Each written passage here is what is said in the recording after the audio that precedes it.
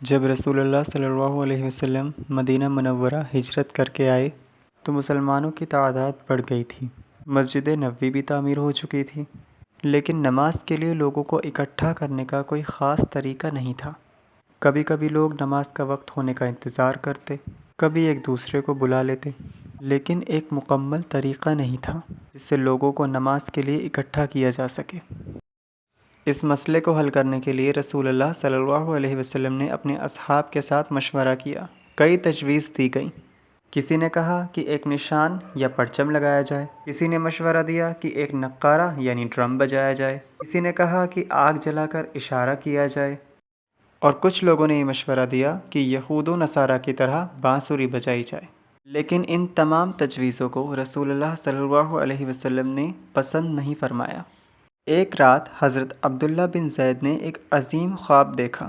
انہوں نے دیکھا کہ ایک شخص ان کے پاس آیا تھا جس کے ہاتھ میں ایک گھنٹی تھی۔ حضرت عبداللہ بن زید نے اس شخص سے کہا، کیا تم یہ گھنٹی مجھے بیچو گے؟ اس شخص نے پوچھا، تم اس کا کیا کرو گے؟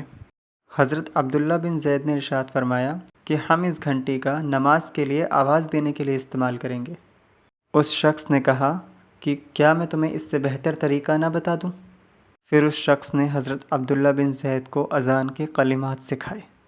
پھر اگلے دن صبح جب حضرت عبداللہ بن زید نے رسول اللہ صلی اللہ علیہ وسلم کو اپنا خواب بتایا تو آپ نے فرمایا، یہ حقیقت میں ایک سچا خواب ہے، یہ خواب اللہ تعالیٰ کی طرف سے ہے۔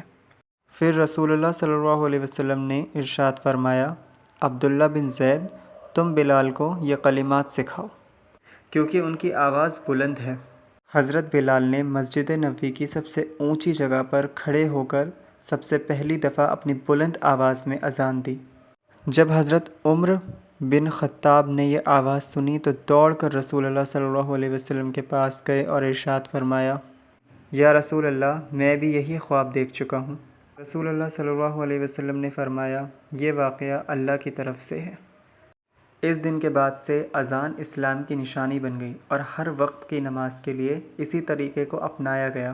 حضرت بلال ہمیشہ مدینہ میں اذان دیا کرتے تھے اور ان کی آواز سن کر لوگوں کے دلوں میں ایمان بھر جاتا تھا۔